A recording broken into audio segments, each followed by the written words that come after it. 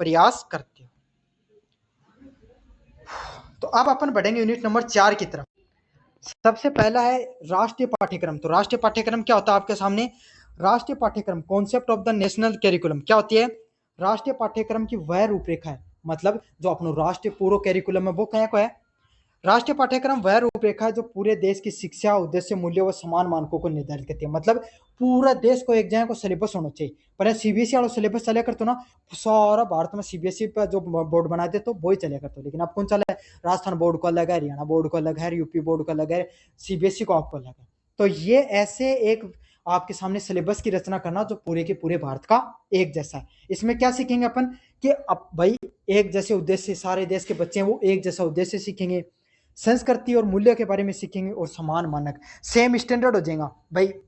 अब क्यों है राजस्थान बोर्ड का नंबर पहले तो कितना हार्ड होया करते राजस्थान बोर्ड, अब वही कंपैरिजन कर लो। आज 10 साल पहले राजस्थान बोर्ड में नंबर जाना कितना आसान होता, अब गली गली में दूसरा टापर का 80% आ रही। अरे उन्होंने एप्पल की स्पेलिंग पूछा तो APP की जगह APL बोल देगा, है ना। लेकिन परसेंटेज देखोगे तो थारो माथा में खजको हो इन कौन दे दिया था प्रतिशत आया का बालक ही। और अगर जब थारा माता पिता ने पूछो वह भाई साहब अगर 40-50% भी है ना तो राज्यों के बताऊंगा हमारे टाइम में 50% आया, गांव में एकमात्र रोजी का इतना आया फर्स्ट ग्रेड बने ली, फर्स्ट डिवीजन बने ली, समझ में आ गया। और आज के समय फर्स्ट डिवीजन के 90% की भी कोई इज्जत को नहीं, क्यों? क्योंकि स्टैंडर्ड गिरते चले गए शिक्षा के। ये विभिन्न राज्यों और शिक्षा बोर्डों को शिक्षा की दिशा और उद्देश्य प्रदान करती है। इससे क्या फायदा होगा? जो अलग अलग राज्य हैं, जो अलग अलग बोर्ड बताए हो, शिक्षा बोर्ड और शिक्षा की दिशा और उद्देश्य को प्रदान करती है। तो इससे क्या होगा? अलग अलग जो शिक्षा बोर्ड होगा उनको उन्हें सबका सब शिक्षा बोर्ड के क्या होगा एक स्टैंडर्ड मिल जाओ कि इस स्टैंडर्ड पर अपना पढ़ाना चाहिए, इस हिसाब नंबर देना चाहिए, तो पूरा भारत का सारा बच्चा का जो नंबर है उनकी वैल्यू बराबर हो जाएगी। नहीं आया उनकी यूपी बोर्ड आने पूछो भाई खिंगा हमारा नंबर ज्यादा हार्ड आता, हरियाणा बोर्ड आने पूछो भाई तो मैं तो भाई जी टीप टीप के भी दाप लिया लेकिन मार तो नंबर कौन बनया, है ना। राजस्थान बोर्ड आने को मैं पढ़ा लेकिन आजकल तो बिना पढ़े काम चल रहे हैं। इससे क्या होता है? सामाजिक न्याय भी मिलता है। मतलब ऐसा नहीं कि राजस्थान का बच्चा और कुछ पढ़ रहा है, हरियाणा का बच्चा कुछ और पढ़ रहा है और कहीं का बच्चा कुछ और पढ़ रहा है, तो सामाजिक न्याय के बारे में भी पता चलता है। दूसरी क्या, शिक्षा भी गुणवत्तापूर्ण होती है। अब क्या होता है, अब आप अपने स्टेट के देख लो, सरकार बदली सिलेबस बदल गया, वो 2 टॉपिक कुछ और जोड़ेंगे, सरकार बदली वो 2 टॉपिक कुछ और जोड़ देंगे। तो इससे क्या होता है? बच्चे का शिक्षा का स्टैंडर्ड हमेशा समान नहीं रहती है। लोग अपने जो राजनीतिक रूप से अपना फायदा उठाने के लिए सिलेबस में बदलाव होते रहते हैं। तो ये नहीं होगा। शिक्षा क्या है? उसकी गुणवत्तापूर्ण शिक्षा वो होगी। अगले वाला क्या है? राष्ट्रीय पाठ्यक्रम की शिक्षा। तो राष्ट्रीय पाठ्यक्रम की शिक्षा क्या होती है? राष्ट्रीयता और एकता। यह विद्यार्थियों में राष्ट्रभक्ति और एकता की भावना विकसित करती है। तो राष्ट्रीयता की जो पाठ्यक्रम होता है उसमें क्या होता है? ये विद्यार्थियों को क्या राष्ट्रभक्ति व राष्ट्रीय एकता के बारे में सिखाती है। समझ में आ गया? जहाँ मान लो अब थे राष्ट्रगान बोलो सुबह सुबह स्कूल में जाते बच्चों तो उन अंदर फीलिंग आए कि आप भारत देश का नागरिक है। समझ में आ गया? जनगण मन बोलते हैं अपने, आप लोकगीत बोलते हो, वंदे भारत के, भारत माता की जय, ऐसे नारे लगाए जाते हैं। तो इससे क्या होता है? राष्ट्रीय एकता की भावना आती है। लोकतांत्रिक मूल्य पर आधारित। तो अपना कैसा पाठ्यक्रम हो? समानता। तो हर बच्चे को समानता मिलेगी, हर बच्चे को समान शिक्षा मिलेगी। तो इससे क्या होगा? एक लोकतांत्रिक भावना भी आती है। स्वतंत्रता, सहयोग और बंधुत्व को भी बल मिलता है। तो इससे क्या होगा? हर बच्चे ने यह सही शिक्षा मिलेगी कि अपना एक रहना चाहिए, अपना स्वतंत्रता क्यों मिली है, एक चाहे आप अलग धर्म का हो, अलग जाति का हो, अलग अपना अपना बौद्धिक स्तर अलग हो, लेकिन अपना क्या रहना चाहिए? एक रहना चाहिए, अपना एक देश का ही नागरिक का। समान अवसर मिलते हैं सभी वर्गों को, चाहे आप किसी जाति, धर्म, वर्ग विशेष से हो, लेकिन आपको समान अवसर मिलते हैं इस चीज से। लिंग जाति के आधार पर बच्चों को असमान शिक्षा का अवसर देती है। तो क्या हो जाता है, काफी बार आप धर्म के आधारित शिक्षा भी देखने को मिलती है ना। कुछ लोगों की अलग शिक्षा, कुछ लोगों की अलग शिक्षा। वैसे तो धार्मिक आधार पर शिक्षा देना बैन भाई अपना प्रतिबंधित है इसके अंदर, संविधान के अंदर, लेकिन कुछ छूट भी दे रखी है अल्पसंख्यकों को। तो यही है कि इससे क्या होता है, आपको जो बच्चे होते हैं सभी बच्चों को समान शिक्षा मिलती है। अब किसी भी बोर्ड में कमजोर सिलेबस, मतलब सिलेबस का स्टैंडर्ड अच्छा नहीं और किसी का हाई स्टैंडर्ड है, तो दूसरे वाले बच्चे अपने आप ही आगे बढ़ जाएंगे। ऐसा थोड़ी हो दूसरे वाले जो बोर्ड था उसके बच्चे कमजोर थे लेकिन उसका स्टैंडर्ड ही अच्छा नहीं था उस बोर्ड का, तो वो बच्चे उतने हाई फाई नहीं बन पाए। तो यही है, सभी बच्चों को क्या मिलेगा? समान अवसर मिलता है अगर एक जैसा सिलेबस रहता है उससे। प्रैक्टिकलिटी, व्यवहारिकता में क्या होता है? जीवन की वास्तविक समस्याओं को हल करने की क्षमता विकसित करता है। और ऐसा सिलेबस देखने को मिले, बढ़िया सिलेबस हो, तो इसमें बच्चा ना सिर्फ अपने जीवन यापन के बारे में सीखे, ना सिर्फ जीवन में सिर्फ अपने तथ्यों पे आधारित रहे, सिर्फ तर्क आधारित रहे, लेकिन बच्चा जीवन में आने वाली अलग अलग समस्याओं का भी समाधान कर सके। समझा? विचलित नहीं हो, संघर्ष से विचलित नहीं हो, जीवन में एक मुश्किल परिस्थितियों से विचलित नहीं हो, सामाजिक आर्थिक गृहस्थी से संबंधित आने वाली समस्याओं को वो क्या करे, बहुत ही आसानी से पार कर सके। इस प्रकार का आपके सामने सिलेबस देखने को मिले। अगला क्या, नवाचार और लचीलापन, समय और समाज की बदलती जरूरतों के अनुसार संशोधन किया जा सके। तो इस प्रकार के पाठ्यक्रम का निर्माण किया जाए जो समय और समाज की बदलती जरूरतों के अनुसार क्या करे, उसमें बदलाव देखने को मिले। जैसे अब क्या, आज के समय तकनीक का जुड़ाव होना बहुत जरूरी था भाई। आज से 20-30 साल पहले पाठ्यक्रम में ज्यादा क्या होना चाहिए था, विज्ञान आधारित चीजें ज्यादा होनी चाहिए थी, उद्योग आधारित चीजें ज्यादा होनी चाहिए। ये उस समय की डिमांड थी। लेकिन आज कैसी डिमांड है, तकनीक आधारित। एआई जोड़ो आप उसके अंदर, आप उसमें बच्चों को टेक्नोलॉजी के बारे में सिखाओ, कंप्यूटर के महत्व के बारे में सिखाओ। आज के समय ये जरूरतें ज्यादा है, क्योंकि हम टेक्नोलॉजी के समाज में जुड़ रहे हैं। आगे आने वाले समय हो सकता है और कोई नई टेक्नोलॉजी आ जाए, और कोई नई परिवेश बदलने को मिले, तो उस आधारित हमारी शिक्षा में बदलाव होने चाहिए। तो यही है, पाठ्यक्रम हमेशा कैसा होना चाहिए, नवाचार आधारित व लचीला होना चाहिए। अगले वाला पॉइंट है भारत के पाठ्यक्रम में सुधार। तो अब भारत के पाठ्यक्रम में कैसे कैसे सुधार किए गए, इसके बारे में पढ़ेंगे। सबसे पहला है, स्वतंत्रता के बाद शिक्षा में कई सुधार हुए। जैसे कि सबसे पहले आया कोठारी आयोग। कब आया, 1964 से लेकर 1966 तक। इसमें किसकी बात की गई, समान शिक्षा, विज्ञान और तकनीक पे बल किया गया। क्यों, क्योंकि 1964 से 1966 में आए गए भारत नए नए आजाद हुए थे, है ना। भारत की अधिकतर जनसंख्या की पर थी, कृषि पर आधारित। तो भारत ने की जरूरत थी, उद्योगा की जरूरत थी। जरा की बात करी गई, शिक्षा कहीं क्यों होनी चाहिए। सबसे पहले तो क्या है, जाति का आधार पर, धर्म का आधार पर, वर्ग का आधार पर भेदभाव खत्म करके महिला व पुरुष पर सबने समान शिक्षा मिले, एक जगह की शिक्षा मिले। फिर विज्ञान व तकनीक का बारे में लोगों ने पाठा। क्यों, क्योंकि अपन लोगों ने तकनीक के बारे में बेरोकुनी और विज्ञान के बारे में ज्ञान कौन था। तो सबसे पहले आपको याद करना है कोठारी आयोग। कोठारी आयोग ने सबसे पहले बात की समान शिक्षा की, विज्ञान व तकनीक की बात की। अच्छे से याद कर लेना, प्रश्न आएंगे यहाँ से, कंपटीशन में भी आएंगे और अभी भी आएंगे, तो अच्छे से क्लियर कर लेना इनको, अभी पढ़ लो इनको अच्छे से। अलग अलग प्रकार की राष्ट्रीय शिक्षा नीति आई 1868 में, 1886 में, 1992 व 2000 में। इसमें क्या है, शिक्षा में समानता देखने को मिलती है। क्या देखने को मिली, शिक्षा में समानता, गुणवत्ता व मूल्य देखने को मिलते हैं। तो इसमें क्या है भाई, अलग अलग जो आपके सामने जो राष्ट्रीय नीतियां, इसमें कैसे शिक्षा की समानता है, गुणवत्ता क्या होनी चाहिए, इन सब चीजों के बारे में बात की गई।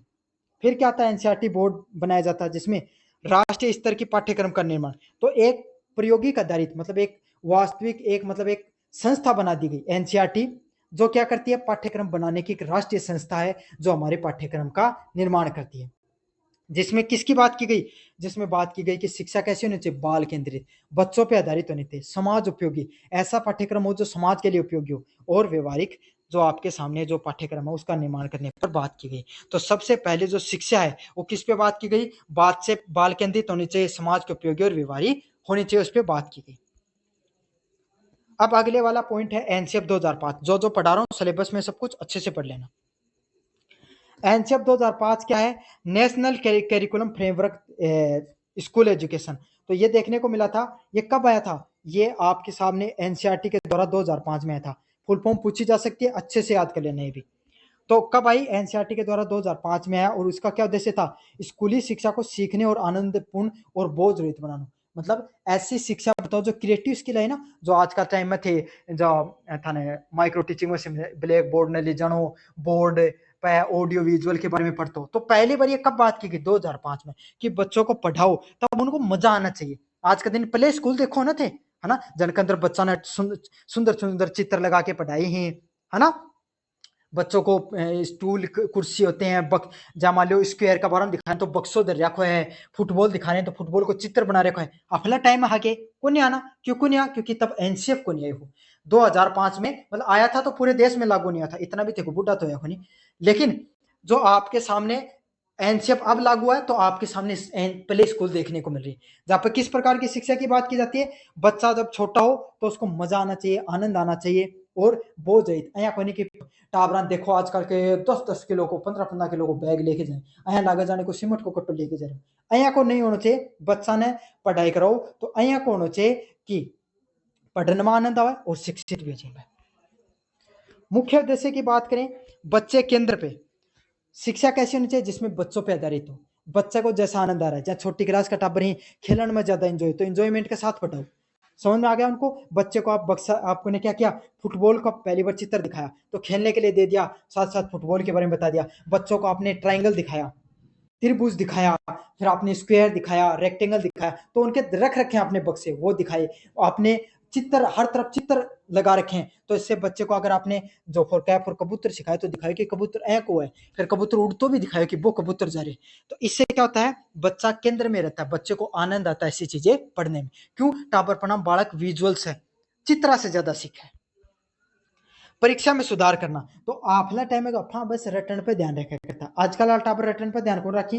क्यों? क्योंकि उनको रटने के बजाय कौशल पे है कि भाई कंप्यूटर में सिर्फ आए मत पढ़ो कि सीपीयू है, यू इनपुट आउटपुट डिवाइस करना बैठो कंप्यूटर के, और देखो इनपुट डिवाइस है तो क्यों है, क्यों माउस पर ये टक दे क्लिक करो और मतलब कोई फाइल खुल गई तो क्यों गो आप इंस्ट्रक्शन मायने दियो और मायने देते हैं वो क्यों गो खुल गई फाइल, खुली ना तो क्या हुआ, इन मतलब अंदर गया और पुट मतलब डालना, तो इनपुट हो गया। समझ में आ गया? तो ऐसे डिवाइस जहाँ पे आप क्या करते हो, जो आपने कोई भी इंस्ट्रक्शन दिया वो प्रोसेसर काम कर प्रोसेस होती है, तो इसी को इनपुट डिवाइस कहा जाता है।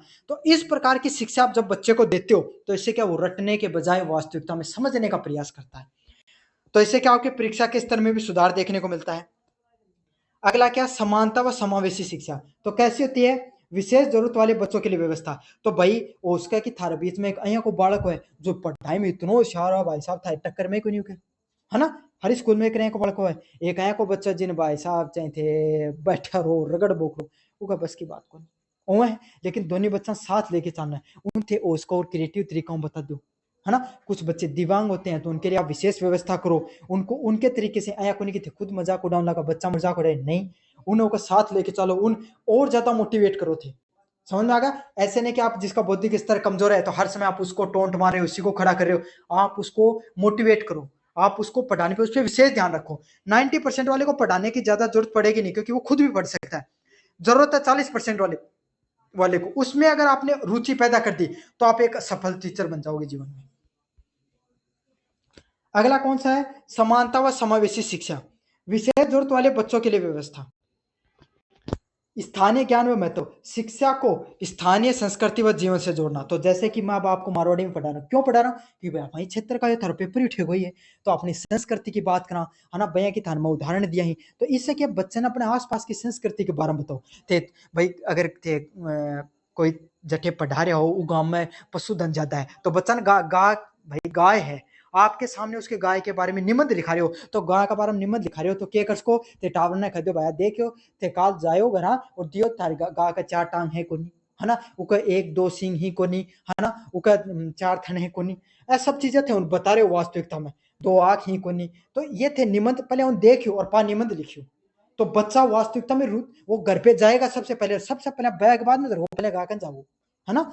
तो बच्चे को आप इस तरीके से पढ़ा सकते हो, जो स्थानीय संस्कृति उन बताओ, किताब रान बताओ कि होली पर बड़कुला बनाए करी, तो अहिया बनास कहाँ गोबर को यो उपयोग भी उसका है ना? इससे जो आपके सामने जो संस्कृति होती है, जो आपके सामने ये जो गाय गोबर देती है उसका थे उपड़ा क्यों बनाया जाए, समझ में आ गया? इसका खाद का रूप में कहीं उपयोग कर सको, तो बच्चे को अपनी संस्कृति से जोड़ो, इससे बच्चा क्रिएटिव बनता है ना? उसको मजा भी आता है, उसको देखता है कि अच्छा ये ये जो गोबर है इन अफा उरे बेलो करो फिर इन खेत में लेगा, तो इससे क्यों खाद बने और खाद बन के क्यों पौधे लगे, तो बच्चा क्रिएटिव बनेगा, वो देखेगा सारी प्रोसेस को अपने आगे होती हुई, है ना? आप यहाँ बड़ा बड़ा शब्द फर्टिलाइजर उर्वरक उर्वरक करता रहेगा, पूरी साल टाबर का समझ में नहीं उर्वरक हो के, और एक है कि छोटी सी बात बताई और टाबर का सबकी में समझ में। तो यही आपकी क्रिएटिविटी है, आप एक टीचर नहीं, आप एक पूरे तरीके से क्रिएटिव पर्सन बनना होगा। अगला है एनसीएफटी, तो पहले था एनसीएफ पढ़ लियो, अब उसके बाद में और बदलाव किया गया। कद एनसीएफटी के बारे में क्या था, national curriculum framework for teacher education. इसमें क्या आता आपके सामने, एनसीटी में नेशनल कैरिकुलम मतलब national council for teacher education, तो बच्चों को पढ़ाने के लिए काउंसिल 2009 में बदलाव देखने को मिले। इसमें क्या था, शिक्षक शिक्षा को अधिक प्रभावी और पेशेवर बनाना, तो आप इतना देर के बालका ने कहीं पढ़ाना चाहिए, बालका से संबंधित चीजें, अब शिक्षकान भी थोड़ा समझदार बनाओ। क्यों? 1960 वाली पद्धति पे चल रहा, किताब पेन लिया था कि चौक लिया था बोर्ड पर रगड़ वो करता, समझना? तो शिक्षकों को कैसे अपने व्यवहार में बदलाव करना है, तकनीक में कैसे बदलाव करना है, ये कहां से देखने को मिला, अपने एनसीएफटी के अंतर्गत देखने को मिला। इसमें क्या थी, शिक्षक की नई भूमिका, शिक्षक को एक नया उद्देश्य दिया गया है। क्या? केवल पढ़ाने को नहीं, बल्कि मार्गदर्शक और सहयोगी बनना है। तो आजकल का बालक कहीं-कहीं भाई पहले यहाँ का बालक होया करता, जने कि है कि मतलब पहले टेंशन फ्री होया करता। जिन पढ़नो तो वो पढ़ ले, तो नहीं पढ़नो तो कोई जोर को नहीं होता। ना माँ-बाप ज़्यादा जोर दिया करता। ऐ कहता बेटा की पढ़ाई तो बाद में कर लिया, आपने लावणी आ रही, लावणी करने चल जा। आया करता ना, तो बच्चा एकदम टेंशन फ्री रहता था। ना वो कहें करते कि रामू नौकरी लागो, रफा कौन लग गया। ये सब चीज़ें भी नहीं थी समाज में। तो क्या था, बच्चे पर प्रेशर कम हुआ करता था। आज के टाइम के हर टाइम में बच्चा पर प्रेशर है, प्रतिशत को प्रेशर, परसेंटेज को, और परसेंटेज वाली जिंदगी बाहर निकला, नौकरी लागन को, नौकरी लाग जाए तो बाद में गाड़ी खरीदन को, हर चीज को प्रेशर है। और बच्चा आज के समय इतनी चीजों में इंगेज रहता है, हर चीजों को समझता है। तो अब बच्चे को आप सिर्फ रटा नहीं सकते, आप उसको कैसे उसके दोस्त बनो, उसके सहयोगी किस तरीके से उसको पढ़ाना शुरू करो। समझ में आ गया? उसकी छोटी बड़ी चीजों में। आज के समय बच्चों को आपको अगर आपको बच्चा मायूस दिख रहा है तो उसके पास बैठो, उसको पूछो कि भाई क्या हुआ, तो थाने बेर पाटो कि उन तो काल घर का रोला करया, है ना? तो अपना तो कूट लेता, अपना तो हंस लेता। लेकिन आजकल के बच्चे क्या, हर चीजों को सेंसिटिवली ज्यादा समझते हैं। तो उन समझाया कि कोई बात नहीं है, ऐसा होता रहता है। समझा? उसके एक दोस्त के रूप में आपको भूमिका में आना है। ये कब बताया गया? एनसीएफटी के अंतर्गत बताया गया। अगला क्या? प्रयोगात्मक दृष्टिकोण। इसमें क्या होता है? शिक्षा में प्रयोग, प्रोजेक्ट व गतिविधियों का उपयोग करना।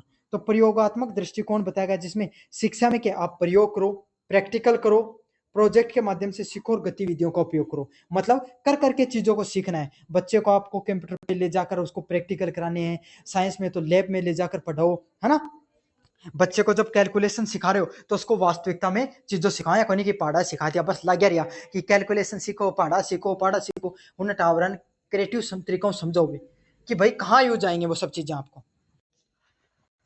समावेशी शिक्षा की बात करें, सभी बच्चे विशेषकर वंचित वर्ग को शिक्षा पहुंचाना। मतलब मैं आप इस वर्ग तक शिक्षा पहुंचाओ कि आपको 40% वाला बच्चा भी आपके विषय में उतनी रुचि रखे, 90% वाला भी उतने बच्चे रखे। जिस बच्चे का बौद्धिक स्तर कमजोर है, कोई विषय में कमजोर, आप उस पर अधिक ध्यान दो, उस पर ज्यादा जोर दो, ना कि 90% वाला पीछे लगे रहो। वो तो आप ही पढ़ लेगा, नहीं पढ़ाओगे तो भी पढ़ लेगा वो तो। कोई बच्चों दिव्यांग है, कोई बच्चों अया को है जी की घर की स्थिति बढ़िया को नहीं, तो उन थे उ तरीका से सपोर्ट कर सको कि थोड़ा बहुत है भाई आपने किताबें ला कर दे दिया, उसको पुस्तकें ला के दे दी। समझना? इस तरीके से आप उसको सपोर्ट कर सकते हो। तो बच्चे को खास करके शिक्षा उस व्यक्तित्व पर भी पहुंचनी चाहिए जो वंचित वर्ग है ना? जिकन भाई जिस बच्चे के पास सब कुछ है, वो तो अपने आप धीरे धीरे उसका कॉन्फिडेंस अलग होगा, उसका पढ़ने का लेवल अलग होगा। लेकिन जो बच्चा वंचित है, उस पर आपको विशेषकर ज्यादा ध्यान देना है। पहले क्या करा करता, होशियार होशियार टाबरा का अलग सेक्शन बांटते हो, और क्या करो, कमजोर कमजोरों का अलग, उन अलग पढ़ाया करो। और जो इंटेलिजेंट है, बेस्ट फैकल्टी इंटेलिजेंट पढ़ाती, और जो बेचारा कमजोर होता है उन्हें भैया कमजोर टीचर पढ़ाया करता। तो ऐसा नहीं होना चाहिए। नैतिक व सामाजिक जिम्मेदारी, शिक्षक को सामाजिक परिवर्तन का वाहक बनना चाहिए। तो एक टीचर का होना चाहिए, टीचर ऐसा को नहीं होना चाहिए जो जनकी इंस्टाग्राम पर रील वायरल हो रही है, वह नहीं होना चाहिए। टीचर एक खुद एक शिक्षक, एक मार्गदर्शक के रूप में होना चाहिए। जो कैसा हो, जो खुद एक जिसकी पर्सनैलिटी हो, जिससे बच्चे प्रभावित हो, जिसको बोल जब वो बोले तो सारे बच्चे उसको सुने एक बार, 1 मिनट के लिए। समझ में आ गया? जिससे बच्चे प्रभावित हो कि हमारा शिक्षक ऐसा है, हमें भी जीवन में ऐसा बनना। तो इस प्रकार की पर्सनैलिटी को आपको डेवलप करना होगा, आपको बोलने का, खाने पीने का, रहने का, समाज में दृष्टिकोण। पहले टीचर होया करता, समाज में एक टीचर होया करता, पूरा गांव में सारो गांव डरा, सारो गांव के क्योंकि इज्जत कराया करता कि भाई मास्टर साहब आ रहे हैं, है ना? और तारे मम्मी पापा ने पूछो कि उनके गांव में अगर कोई टीचर रहा करता तो यहाँ डरा करता, जितना आपको माँ बापा भी कौन डरा करता। समझ आए? आजकल का मास्टर की इज्जत को नहीं, क्यों को नहीं? क्योंकि कर्म ही को नहीं है का, पढ़ावी हाथ को नहीं, काम आपको काम ढंग से करे को नहीं। तो जो व्यक्ति कर्म नहीं करेगा वैसे उसको इज्जत मिलेगी। तो आपको ऐसा नहीं बनना है, आपको अपना दृष्टिकोण अलग बनाना है, बच्चों को अच्छे से पढ़ाना है और उनको आगे लेकर जाना है। तो यही है, बच्चों को नैतिकता के बारे में बताओ, सामाजिक जिम्मेदारियों के बारे में भी बताना है। लगातार परीक्षण करना, शिक्षकों के लिए निरंतर परीक्षण व मूल्यांकन की व्यवस्था है। तो अब थे कोई भी मान लो XYZ कोई भी स्कूल ही सरकारी मान लो, उनका टीचर थे एक बार जाके अया पूछ लो कि थे तारा विषय पर मन 5 मिनट बोल के दिखाओ, तो मैं थाने कहूँ 80% है का मास्टर मिल जाएगा जना आपका विषय का चैप्टर का नाम कौन बेरू, 5वीं क्लास का ही बच्चा कोई भी विषय को बस 3 चैप्टर का नाम कौन बता, इसकी 12 तो बाल बड़ी बात की बात है, यह अलग है ना? और उन्हें विषय का ज्ञान की बात तो अलग है, विषय छोटो थे उन्हें, बस सही से आज का टाइम में उनको अगर व्हाट्सएप स्टेटस लगाना वो भी कौन लगा इसकी, समझ? तो क्यों नहीं कर पा रहे हैं वो ऐसा? क्योंकि जब वो पढ़ के आए थे, जब वो नए नए नौकरी लगे थे, वो नए नए टीचर, तब वो भी क्रिएटिव थे अपने समय में, है ना, वो भी उनके अंदर भी जुनून था, वो भी पढ़ने में इंटेलिजेंट थे, लेकिन क्या हुआ, समय के साथ सिलेबस बदलता चले गए और वो अपने जीवन में भाई पैसा आता रहा तो फिक्र किस बात की थी, हटने का डर नहीं था, तो क्या था, उन्होंने अपने परीक्षण पे ना ध्यान दिया, ना खुद पे मूल्यांकन पे ध्यान दिया। तो यही है, शिक्षकों को निरंतर परीक्षण देना जरूरी है, मूल्यांकन करते रहना जरूरी है, ताकि उनका क्या, उनका बौद्धिक स्तर अच्छा रहे और साथ के साथ वो खुद भी प्रभावी रहें बच्चों के बीच में और खुद भी क्या रहें बच्चों के बीच में। अब कोई टीचर इंटेलिजेंट है, जो स्टूडेंट वो अच्छा है पढ़ाने में, तो आप सारे बच्चे से अपने आप डरेंगे। क्यों? क्योंकि पता है कि ये इसका जो बौद्धिक स्तर अच्छा है। अब एक टीचर ऐसा जिसको खुद के विषय पर ज्ञान नहीं है, तो सब क्या बच्चे उससे डरेंगे, या कोई भी बच्चा उसको क्या सीख पाएगा उससे, क्योंकि खुद ही वो उसके पास ज्ञान की कमी है। निष्कर्ष की बात करें, भारतीय पाठ्यक्रम भारत की शिक्षा प्रणाली का मूल आधार है। तो भारत जो राष्ट्रीय पाठ्यक्रम है, वहां पर मूल आधार के बारे में बताया गया है। क्या है इसमें? राष्ट्रीय मूल्यों की एकता बनाए रखने हेतु शिक्षा को लोकतांत्रिक, व्यवहारिक व समावेशी बनाना है। तो आपको क्या बनाना है? बच्चे को ऐसी चीजें पढ़ाओ जिसमें लोकतांत्रिक चीजें देखने को मिले, व्यवहारिक व समावेशी चीजें हैं वो देखने को मिले। एनसीएफ में क्या बताया गया? बोझ मुक्त व बाल केंद्रित शिक्षा बताना। तो जो कोई भी शिक्षा होती है वो कैसी होती है? बोझ मुक्त होनी चाहिए, मतलब जिसमें बच्चे के बसता है उससे ज्यादा वो सीखने पर ज्यादा रुचि करो। हाँ, किताबें नहीं होनी चाहिए, उन किताबों से ज्यादा आप क्रिएटिव होना चाहिए बच्चा। बाल केंद्रित ऐसे पढ़ाई कराओ जिसमें बच्चे पर आधारित शिक्षा देखने को मिलती है। एनसीएफटी 2009 ने शिक्षा से अधिक पेशेवर, नैतिक व समाज उपयोगी हो। तो कैसी शिक्षा होनी चाहिए? जहाँ टीचर हैं वो प्रोफेशनल हो, अपने काम में इंटेलिजेंट हो, नई तकनीक के बारे में उन्हें पता हो। अब थे गणाई राज्य हो, गणाई इंटेलिजेंट टीचर बनोगा जना, लेकिन 5 साल बाद में एआई आ जाएगी, थे भी रिलेवेंट हो जाओगा। क्यों? पढ़ोगा तो थे हाथ को नहीं। शिक्षक वही है जो रेगुलर निरंतर पढ़ता रहे, नैतिक व समाज उपयोगी चीजें हैं वो करता रहे। तो यह आपके सामने पूरा का पूरा नॉलेज एंड कैरिकुलम, ज्ञान और पाठ्यक्रम से संबंधित पूरा का पूरा सिलेबस है वो मैंने रिवीजन करा दिया है। मुझे उम्मीद है आपको बढ़िया लगा होगा। चैनल को अच्छे से सब्सक्राइब कर देना, वीडियो को लाइक कर देना, और डंगो पढ़ रही हो, यही पर्सन तरह कॉम्पिटिशन में भी आई जब थे नहीं पढ़ो, जब बाद में जाके दिक्कत हो जाए। धन्यवाद।